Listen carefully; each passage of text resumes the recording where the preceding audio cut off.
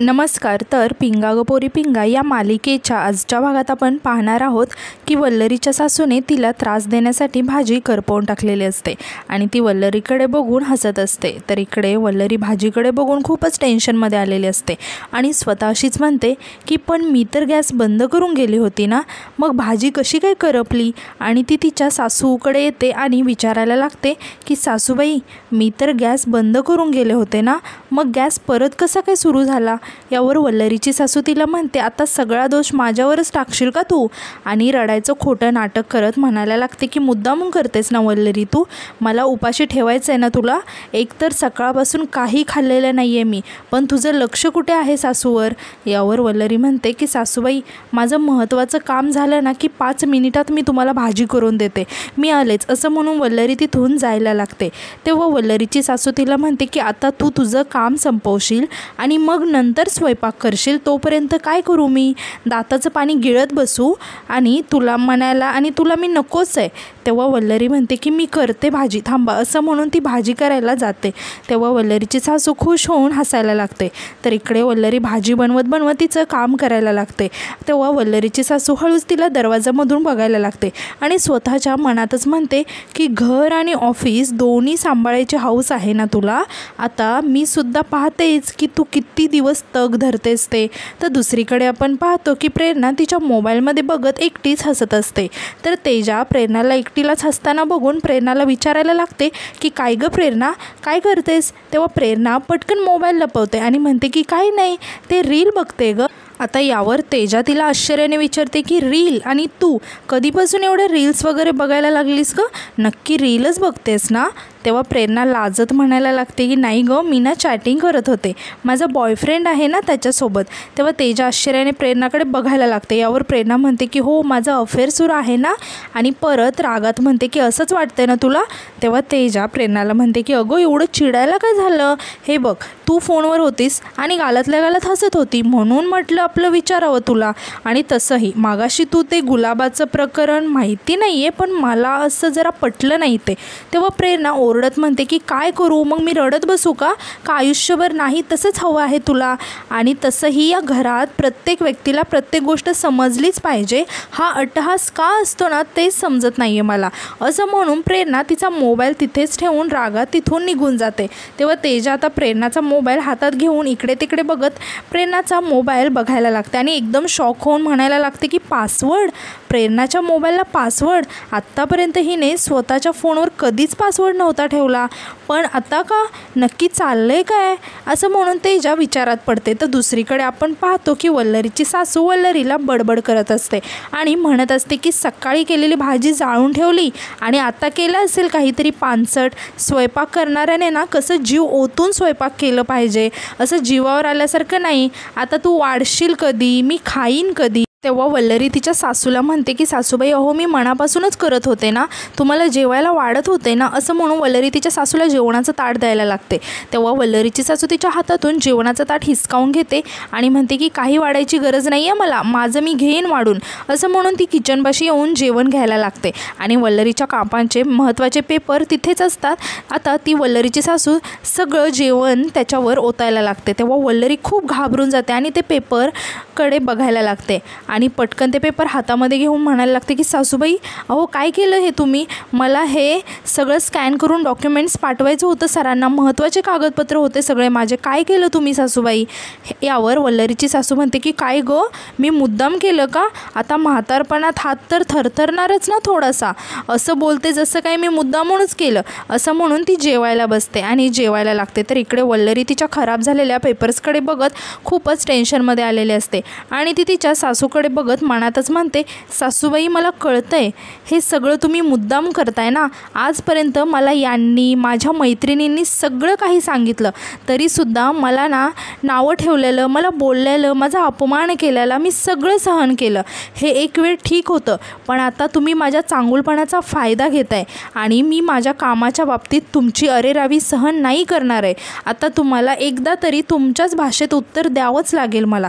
तर दुसरीकडे आपण पाहतो की मिठू आरशासमोर उभी राहून तयार होत असते आणि गाणं गुणगुणत असते. तर आता तेजा मिठूकडे बघत मिठूजवळ येते आणि ती सुद्धा गुणगुणायला लागते. तेव्हा मिठू तेजाकडे बघायला लागते. तेव्हा आता तेजा मिठूला विचारते की काय गं, एवढी छान रेडी होऊन चाललीस कुठे? पार्टी वगैरे आहे की ते तुमचं काहीतरी रेड कार्पेट वगैरे त्याच्यावरती वॉक आहे का? तेव्हा मिठू म्हणते, तेजा अगं आज ना मला एका वेब सिरीजच्या मीटिंगसाठी बोलवलं आहे. तेव्हा तेजा खुश होत म्हणते की म्हणजे आता आमची मिठू सुपरस्टार होणार. आणि मी मिठूला चिडवत म्हणते की ऑटोग्राफ वगैरे देशील ना मागितली तर? आता मिठू म्हणते की पण ऐक ना गं तेजा, मला ना खूप टेन्शन आलं आहे गं. तितक्यात आता डोअरबेल वाजते. तेव्हा तेजा म्हणते की थांब मी जाऊन बघते. असं म्हणून तेजा जाऊन दरवाजा उघडते तर हर्षित आलेला असतो. आता मिठू हर्षितला बघून खूपच खुश होते आणि जाऊन त्याला मिठी मारते. तेव्हा तेजा म्हणते की तुला ना मिठूच्या सगळ्या गोष्टी माहीत असतात ना रे हर्षित, म्हणजे मिठूचं शेड्यूल, तिचं डायट्स, तिचे ड्रॉपअप्स. तेव्हा हर्षित विचारतो की ड्रॉपअप्स म्हणजे? तेव्हा तेजा म्हणते की म्हणजे तू तिला सोडायलाच आलायस ना, मिठूची मीटिंग आहे ना प्रोड्युसरसोबत. तेव्हा हर्षित आश्चर्याने विचारतो की 1 मिनिट मीटिंग? पण मिठू आपलं तर मूवीला जायचं ठरलं होतं ना? तेव्हा मिठू खूप टेन्शनमध्ये येत म्हणते की अरे सॉरी हर्षित यार, लास्ट मोमेंटला समजलं मला की मीटिंग आहे. तेव्हा हर्षित म्हणतो की मिठू याला काय अर्थ आहे? तेव्हा मिठू हर्षितला म्हणायला लागते की हर्षित सॉरी, पण तुला माहिती आहे ना की ही अपॉर्च्युनिटी किती इम्पॉर्टंट आहे माझ्यासाठी. असं म्हणून ती हर्षित आणि तेजाला बाय करून तिथून घाईतच निघून जाते. आता हर्षितला इकडे खूपच वाईट वाटलेलं असतं. तेव्हा तेजा हर्षितकडे बघत म्हणते की अरे काय करतोयस हर्षित, जा ना, ती गेली आहे ना. तेव्हा हर्षित म्हणतो की काय यार तेजा. यावर तेजा हर्षितला म्हणते की मला माहिती आहे की आता तू खूप हर्ट झालायस, पण हे बघ आता रिसेंटली कोमातून बाहेर आले, या सगळ्या गोष्टी कळायला तिला नॉर्मल होऊ दे ना जरा, तिला थोडासा वेळ हवा आहे रे. ती विसरली, तिने जरा गडबड केली आणि त्यावर जर तू असा पॅनिक झालास, रिॲक्ट झालास ना, तर तिचा कॉन्फिडन्स कमी होईल रे. तेव्हा हर्षित म्हणतो की तेजा मला ना कधी कधी प्रश्न पडतो की माझं काय स्थान आहे तिच्या लाईफमध्ये. तेव्हा तेजा हर्षितला म्हणते की ऐक ना, तिच्यासाठी तू खूप इम्पॉर्टंट आहेस, मी सांगते ना तुला, खूप महत्त्वाचं आहेस तू, पण आत्ता तू तिला समजून घ्यायची गरज आहे रे. तेव्हा हर्षित तेजाला म्हणतो की 1 मिनिट, काय चाललं आहे तेजा, वेडेपण आहे हा सगळा. आता तेजा हर्षितला समजावत म्हणते की हर्षित, ते म्हणतात ना की प्रेमात कधी कधी विसरण्याची मुभा द्यावी लागते. तेव्हा हर्षित हसायला लागतो आणि म्हणतो की मला नीट समजलं नाही, पण तू प्रेमाबद्दल बोलली म्हणजे खूप भारी असणार. यावर तेजासुद्धा हसायला लागते. आता हर्षित मिठूला आवाज देतच तिथून निघून जातो. तर इकडे मिठू तिच्या मीटिंगसाठी चाललेली असते. तेव्हा हर्षित तिच्या जवळ येतो आणि म्हणतो की मी येतोय तुला सोडायला. तर तेजा बाल्कनीतून त्या दोघांना बघत असते आणि हसत असते. तर आता मिठू तेजाकडे बघायला लागते आणि म्हणते की बाय तेजा. असं म्हणून हर्षित आणि मिठू तिथून निघून जातात. आता तेजा त्या दोघांकडेही बघत असते आणि मनातच म्हणते की स्वप्न जेव्हा उडायला शिकवतात ना मिठू, तोपर्यंत त्यात मजा असते, पण जेव्हा ती स्वप्न आपल्याच माणसांना विसरायला भाग पडतात ना, तेव्हा गडबड होऊ शकते. देव करो आणि तुझ्या बाबतीत असं कधीच ना घडो. असं म्हणून तेजा थोडीशी इमोशनल होते. तर दुसरीकडे आपण पाहतो की वल्लरी नानावटी सरांसोबत फोनवरती बोलत असते आणि ती म्हणते की सर, मी तुम्हाला सगळं स्कॅन करून पाठवलं आहे आणि डिटेल्ससुद्धा त्यामध्ये लिहिल्यात. थोडासा उशीर झाला तरी पण पुढच्या वेळेस असं नाही होणार सर. असं म्हणून वल्लरी फोन ठेवून देते आता आणि आतमध्ये येते. तर तिची सासू निवांत झोपलेली असते. आता वल्लरी तिच्या सासूकडे खूपच रागाने बघायला लागते आणि तिच्याजवळ बसते आणि तिच्या सासूला आवाज द्यायला लागते की सासूबाई, ओ सासूबाई. तेव्हा वल्लरीची सासू खूपच घाबरून उठून बसते आणि म्हणते की काय झालं, आग लागली की काय? तेव्हा वल्लरी म्हणते की नाही, आग का बरं लागेल, आणि मी असताना आपल्या घराला आग का बरं लागेल, मी लागू देईन का? अहो मी तर तुम्हाला उठवत होते कारण तुम्ही एवढ्या छान झोपला होतात ना, तर तुमचं डोकं चेपून देऊ का? हल्ली तुमचं डोकं खूप दुखतं ना. यावर वल्लरीची सासू म्हणते की काही डोकं विकं दुखत नाही आहे माझं, झोपू दे मला. असं म्हणून ती झोपून घेते. तेव्हा वल्लरी तिच्या सासूजवळ बसत त्यांचं डोकं चेपायला लागते. तेव्हा वल्लरीची सासू तिला म्हणते की काय करते वल्लरी? तेव्हा वल्लरी म्हणते की अहो डोकं चेपते ना मी तुमचं. तेव्हा वल्लरीची सासू तिला म्हणते की आली मोठी डोकं चेपणारी, मला झोपू दे, माझं डोकं नाही दुखत आहे. तेव्हा वल्लरी म्हणते की सासूबाई, अहो माझं काम आहे ते. तेव्हा वल्लरीची सासू रागातच म्हणते की नको म्हणलं ना वल्लरी, झोपू दे मला. आता वल्लरी तिच्या सासूच्या पायाजवळ येते आणि परत आवाज देऊन उठवायला लागते की सासूबाई, ओ सासूबाई. तेव्हा वल्लरीची सासू रागात उठून बसते आणि म्हणते की आत्ता काय आहे?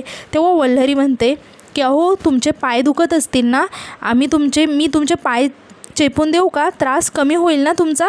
तेव्हा वल्लरीची सासू म्हणते की वल्लरी, मी म्हातारी झाली आहे पण लंगडी नाही झाली अजून, झोपू दे ना मला.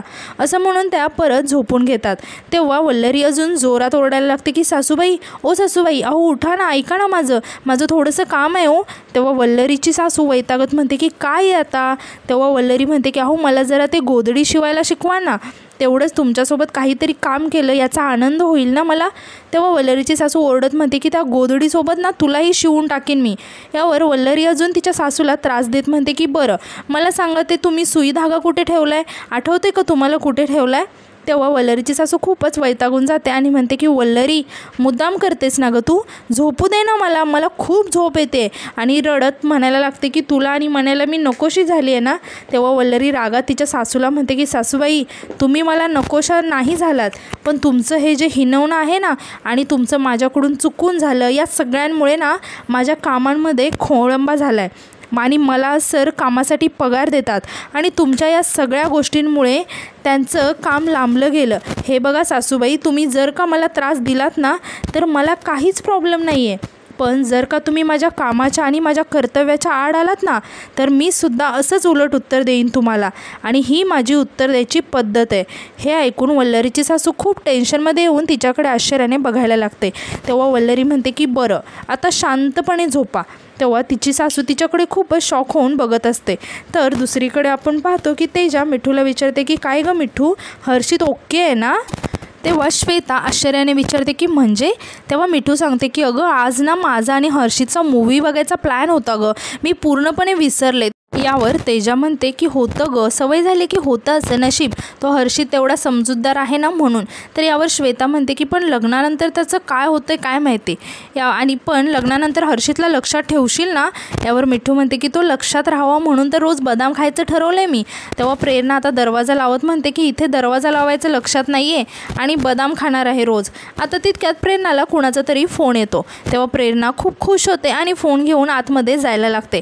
तेव्हा तेजा तिच्याकडे जरा संशयित नजरेने बघायला लागते आणि म्हणते की काय गं प्रेरणा कोणाचा फोन आहे. आणि नाही म्हणजे फोन आल्यावर हसलीच ना थोडीशी, कोणाचा आहे. यावर प्रेरणा तेजाला म्हणते की जरा महत्त्वाचा कॉल आहे आलेच, असं म्हणून प्रेरणा तिथून आतमध्ये निघून जाते.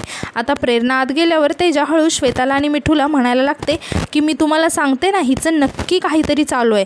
बघितलं ना कशी आतमध्ये हसत गेली, म्हणजे मला असं वाटतं की प्रेरणाचं काहीतरी सुरू आहे कोणासोबत तरी. तेव्हा मिठू आणि श्वेता खूपच आश्चर्याने तेजाकडे बघायला लागतात आणि म्हणतात की काय. यावर तेजा म्हणते की मला सांगा तिला कुणाशी आणि असं काय बोलायचं असेल जे की आपल्यासमोर नाही बोलू शकत ती, आणि मुळात एवढं महत्त्वाचं काय आहे. याआधी प्रेरणा असं कधीच वागली नाही, मग आत्ताच कसं वागते. तेव्हा श्वेता म्हणते की अगो कुठून कुठे पोचतेस तू, हे बघ प्रेरणा अजून तिच्या भूतकाळातून बाहेर आलेली नाही आहे. तर मिठूसुद्धा म्हणते की म्हणजे प्रेरणा ती अजून त्या सॅड झोनमध्येच आहे ना, इतक्या लवकर तरी ती मूव ऑन करेल असं नाही वाटत. तेव्हा तेजा म्हणते की नाही मला कन्फर्म असं वाटते की तिच्या आयुष्यात नवीन कुणीतरी आलेलं आहे. तेव्हा श्वेता म्हणते की तिकडे जाऊन बघायचं का मग. तेव्हा तेजा म्हणते की हो चल ना, असं म्हणून तेजा श्वेता आणि मिठू हळूच लपून प्रेरणाचं बोलणं ऐकायला लागतात. तर प्रेरणा कुणाला तरी भेटायला बोलवत असते आणि हसतच फोन ठेवून देते आणि बाहेर जाणार तितक्यात तिचं लक्ष या तिघींकडे जातं. तर या तिघी प्रेरणाचं बोलणं चोरून ऐकत असतात. तेव्हा प्रेरणा आता त्या तिघींसमोर येते आणि म्हणते की काय गं तुम्ही तिघी इथे काय करताय. तेव्हा त्या तिघी आम्ही काही ऐकलं नाही असं प्रेरणाला जाणवून द्यायला लागतात. आणि आता श्वेता म्हणते की अगं आम्ही ते असंच आपलं. यावर प्रेरणा म्हणते की चोरून ऐकत होतात का माझं बोलणं. तेव्हा मिठू म्हणते की नाही म्हणजे ते तेजाला वाटलं. तेव्हा तेजा पटकन म्हणते की हो वाटलं मलाच वाटलं की तुझं बाहेर काहीतरी चालू आहे. तेव्हा प्रेरणा खूप शॉक होते आणि स्वामींना हात जोडत म्हणायला लागते की स्वामी, आणि परत तेजाकडे बघत म्हणते की तेजा इतक्या वर्षाची आपली मैत्री आणि तू हेच ओळखतेस का गं मला. यावर श्वेता प्रेरणाला समजावत म्हणते की रिलॅक्स तसं नाही, पण मग सांग ना तू कोणाशी बोलत होतीस फोनवर. तेव्हा प्रेरणा म्हणते की आईशी, माझी आई नाही का निलिमा वालावलकर, तिकडे असते ना कोकणात, ती येणार आहे ना इकडे उद्या सकाळी, तिचाच फोन होता. तेव्हा मिठू हळूच म्हणते की म्हणून ती हसत होती कळलं. आता श्वेता आणि मिठू घाईघाई तिथून निघून जातात. तर इकडे तेजा मात्र खूपच टेन्शनमध्ये आलेली असते आणि प्रेरणा तिच्याकडे बघत असते आणि तेजाला म्हणते की तुझ्याकडून ही अपेक्षा नव्हती आहे तेजा, असं म्हणून तीसुद्धा तिथून निघून जाते. तेव्हा तेजा म्हणते की आता काही बोल तू, पण उद्या सकाळी जेव्हा निलिमा वालावलकर इथे येणारच नाही ना तेव्हा यांना कळेल की मीच बरोबर होती म्हणून. आणि आजचा भाग इथेच संपतो. धन्यवाद.